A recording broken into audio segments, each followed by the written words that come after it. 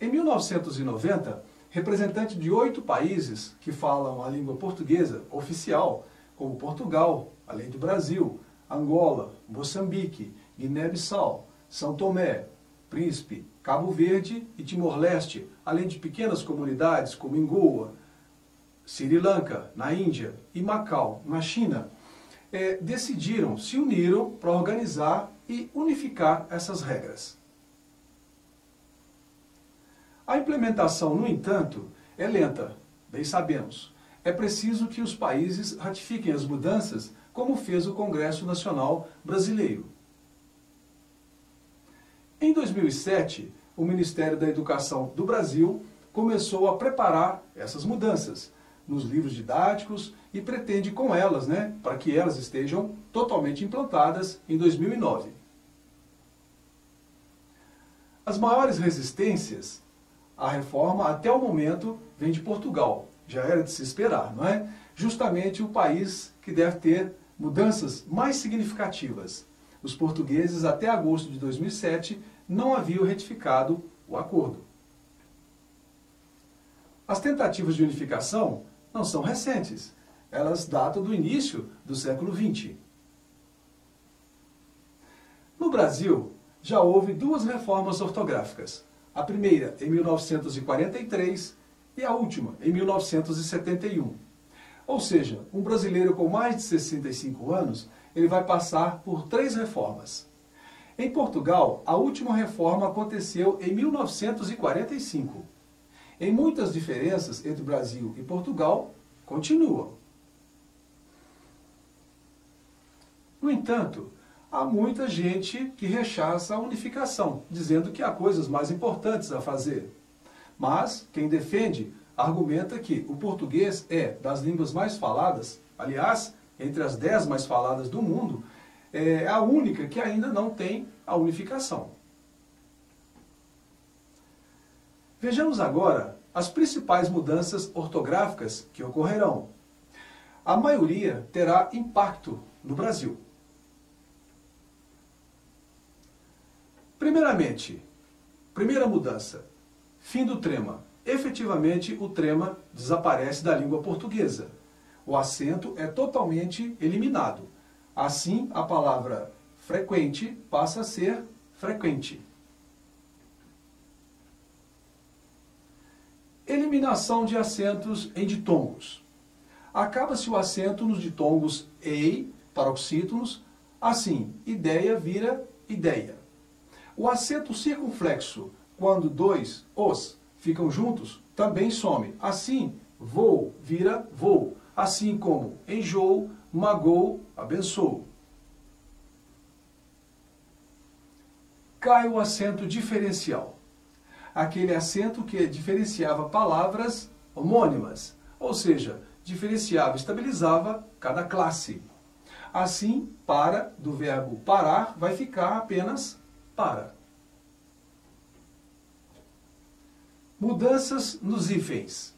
Sai a maioria dos hífens em palavras compostas. Assim, paraquedas vira paraquedas. Quando houver necessidade, será dobrada a consoante, assim, contra-regra vira contra-regra. Será mantido o hífen em palavras compostas cuja segunda palavra começa com H, como pré-história. Em substantivos compostos, cuja última letra da primeira palavra e a primeira letra da palavra são a mesma, será refeita a introdução do hífen. Assim, micro-ondas vira micro-ondas. Inclusão de letras.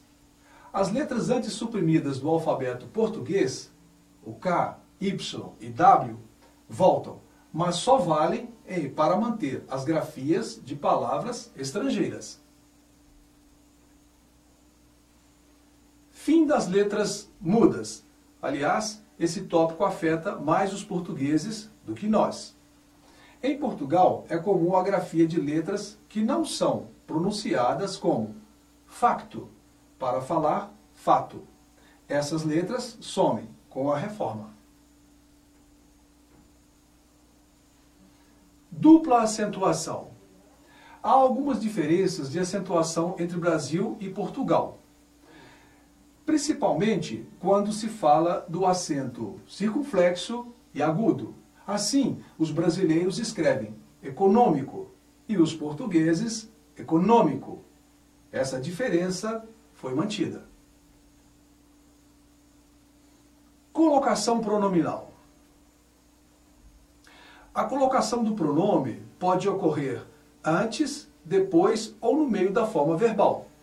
Se ela for antes, será uma situação de próclise. Por exemplo, te abençoa. Mesóclise é quando o pronome entra no meio da forma verbal. Garantir-lhe-ei.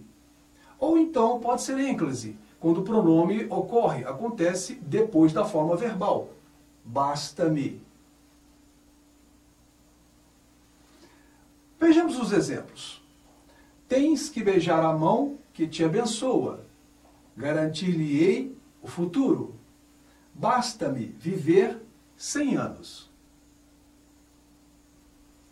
Os pronomes pessoais átonos, me, te, se, lhe, o, a, nos, vos, eles podem ocupar diferentes posições em relação ao verbo.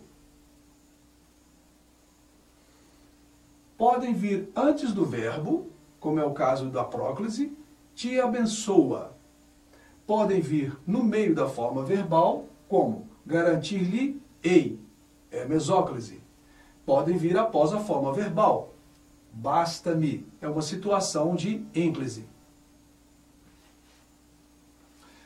Quando é que se usa a próclise? Ou seja, o pronome colocado antes da forma verbal. Com palavras de negação, não, nada, ninguém, jamais, etc. Veja um exemplo. Ninguém lhe disse a verdade. O lhe está antes da forma verbal. Por quê? Há a presença de um pronome indefinido. Não o vejo há muito tempo. O pronome o está colocado antes da forma verbal. Por quê? Porque nós temos aqui uma expressão negativa, ou seja, um advérbio. Nada o detém.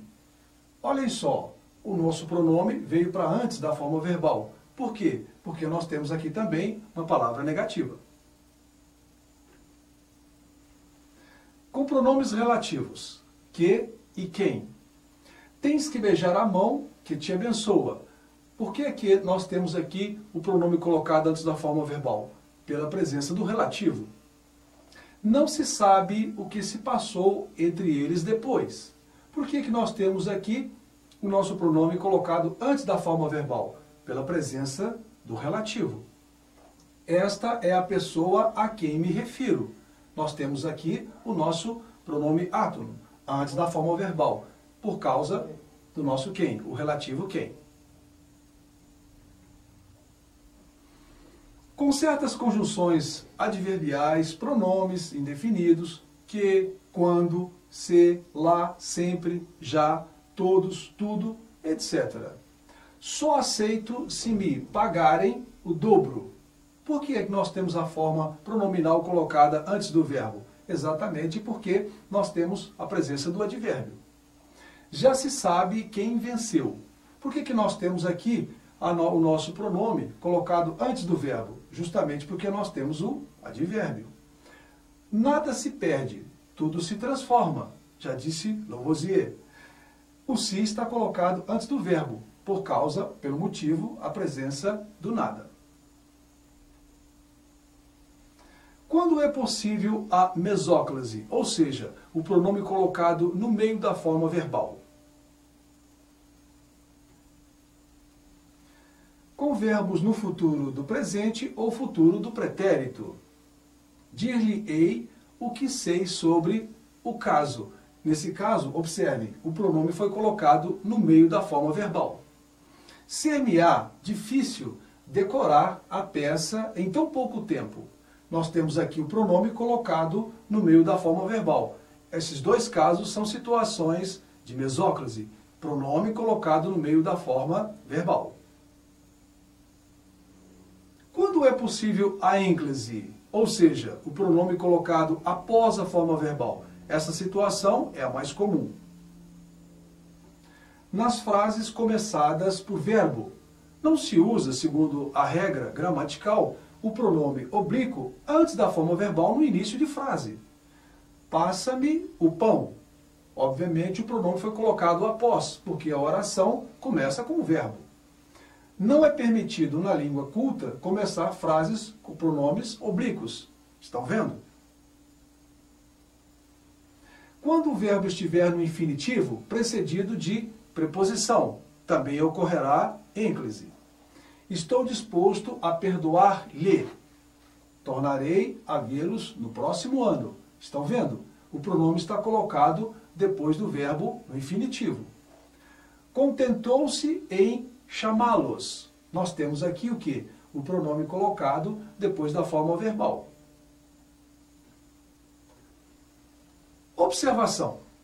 Em outros casos, a colocação do pronome oblíquo átono geralmente é livre, mas deve-se levar em conta o ritmo e a sonoridade da frase. Ficará adequado eu dizer Deus vos ama e não Deus ama-vos. Estão vendo? Fere a sonoridade.